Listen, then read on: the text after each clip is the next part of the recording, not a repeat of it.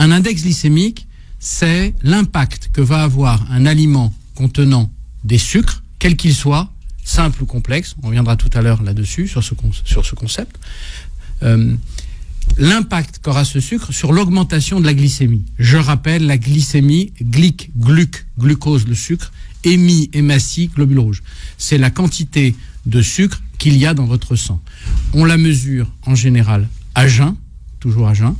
C'est-à-dire qu'en fait, le repas de la veille est bien passé parce qu'au bout de 6 à 8 heures, le repas est définitivement passé. Et donc, la glycémie normale se situe entre 0,8 à 1,05 grammes par litre. Voilà, il y a tant de grammes par litre dans le sang. C'est la glycémie de base dont on a besoin pour rester en vie. Et cette glycémie, elle est régulée par un organe, vous le savez maintenant, qui est le foie. C'est lui qui régule la glycémie. Voilà. Donc, quand on a une glycémie normale, tout va bien. Après, il y a des gens qui se réveillent le matin et qui ont une glycémie à 1,10, 1,15. Elle est anormale, mais elle n'est pas encore le signe du diabète. Parce que vous savez que le diabète, on le définit, le diabète de type 2, il est défini par 2 glycémies à jeun supérieures à 1,26 g par litre à 15 jours d'intervalle. Quand on est à plus de 1,26 g par litre, eh bien à ce moment-là, on a un diabète de type 2.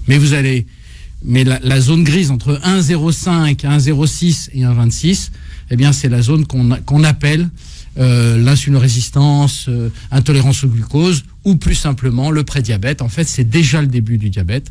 Et la bonne nouvelle, c'est que c'est réversible à ce moment-là. Donc en fait, qu'est-ce que c'est que l'index glycémique? C'est le calcul de l'impact qu'aura un aliment avec du sucre sur l'augmentation de votre glycémie comparée au sucre pur. Oui. On prend une base 100, on dit que 100 c'est le sucre pur. Pour mesurer l'index glycémique, qu'est-ce qu'on fait? On prend des glycémies régulières chez un individu qui a mangé par exemple un bout de baguette. Ça va faire une courbe, puisque la glycémie quand vous mangez va monter, ensuite elle va descendre, puisqu'il y a la présence de cette hormone qui fait rentrer le sucre dans les cellules qui s'appelle l'insuline, donc la courbe monte, elle descend.